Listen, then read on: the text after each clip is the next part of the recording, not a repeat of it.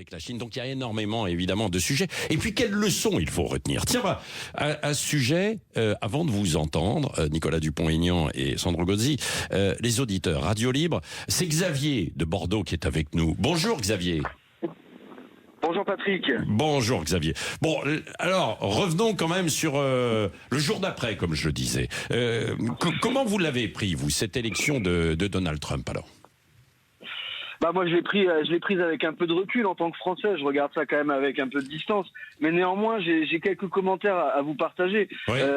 Moi j'ai eu l'impression que finalement les Américains, ils cherchaient un sauveur, pour les aider à remonter un peu leur pays, leur estime d'eux-mêmes, et ils ont trouvé un showman, ils ont trouvé un cow-boy qui pourra sauver leur empire en perdition, et donc ils se sont réfugiés dans les bras d'un populiste qui utilise le terreau fertile de la misère et des haines, les peurs de l'avenir, les peurs de l'autre, finalement les bas instincts qui peuvent tous nous habiter. Alors moi je retrouve deux paradoxes pour terminer, deux paradoxes dans cette élection. C'est le premier, c'est que cet homme-là, il dit représenter les classes populaires lui ont fait confiance, les travailleurs pauvres, les précaires, mais pas que, les classes moyennes aussi. Mais au final, lui, c'est tout l'antithèse de la classe populaire ou de la classe moyenne. Rappelons que Donald Trump, c'est un héritier d'un empire économique de l'immobilier. Il représente l'élite, représente ceux qui exploitent la misère et s'enrichissent par la rente et la spéculation. Premier paradoxe. Et le deuxième paradoxe, c'est qu'il prétend imposer des droits de douane pour limiter le libre-échange qui, soi-disant, ferait du mal aux États-Unis. Mais c'est oublier quand même l'histoire des États-Unis, parce que les États-Unis, Andrew Jackson, 7e président des États-Unis d'Amérique, avait dit cette phrase fameuse qui a fait la richesse des États-Unis. Nous nous prévaudrons de notre droit au libre-échange pour égaler les exploits de Rome. Donc, qu'est-ce qui se passera quand les États-Unis arrêteront le libre-échange ou le limiteront?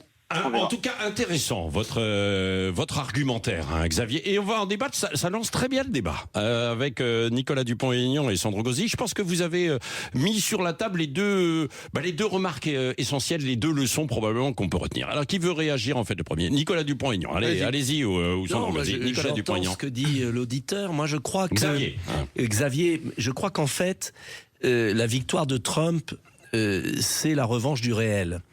C'est-à-dire qu'on ne peut pas éternellement gouverner contre les peuples. On ne peut pas éternellement appauvrir les peuples. On ne peut pas éternellement laisser les choses aller et leur donner des leçons de morale. Alors Trump, moi je suis pas un Trumpiste du tout. D'abord je suis français et je me méfie beaucoup. Vous êtes pro-Trump quand même, non? Non, j'ai dit simplement, je l'assume, que si j'étais américain entre Trump et Kamala Harris, il n'y a pas photo. Et je pense que enfin, pour les Américains, c'est bien.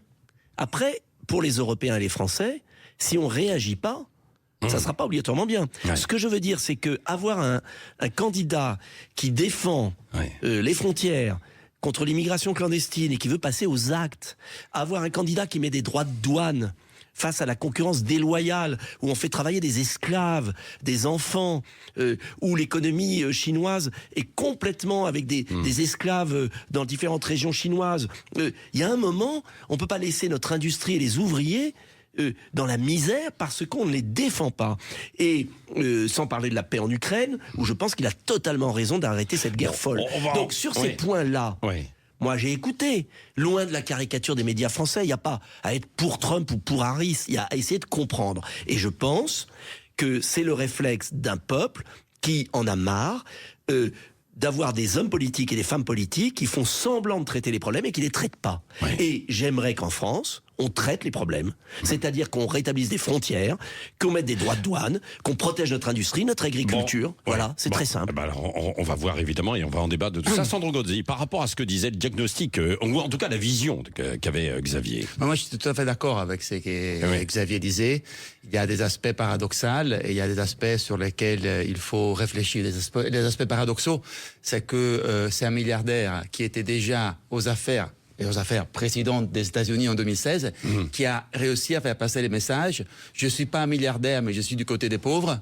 Et je suis anti-système, alors qu'il a été 4 ans président des États-Unis. Chapeau, en Italie, Berlusconi y a réussi à plusieurs reprises. Il faut être doué pour faire croire ça, parce que, évidemment, il n'est pas du côté des pauvres. Évidemment, ces politiques n'iront pas en faveur des plus vulnérables. Je vais vous dire dans un instant pourquoi. Et évidemment, il est parti du système. Parce que il a même transformé les partis républicains. Les partis républicains qu'on connaissait aux États-Unis à l'époque des Bush, des Reagan n'existaient plus. Il y a un nouveau mouvement, comme il dit, les mobs, qui est celui de Donald Trump.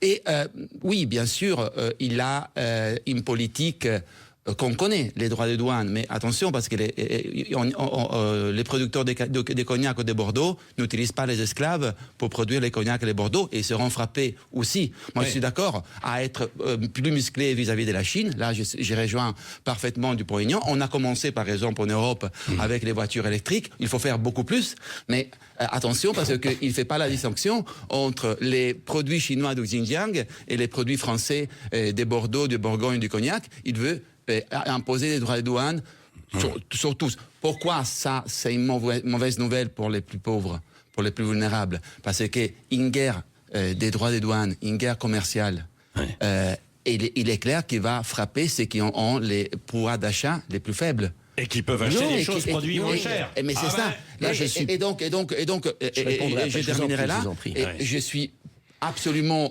persuadé que nous devons nous donner les moyens de reprendre les contrôles. Peut-être la différence entre nous, c'est que moi, je pense que pour reprendre les contrôles sur certaines questions, pas sur toutes, sur certaines questions, il faut travailler en européen. Sinon, nous, les Européens, on va se retrouver comme les dindons de la farce, dans une guerre commerciale entre Pékin et Washington. C'est pour cela que, pour moi, déjà, on y est un pays. C'est pour cela que, pour moi, en tant qu'Européen, Donald Trump n'est pas une bonne nouvelle. C'est les choix des Américains.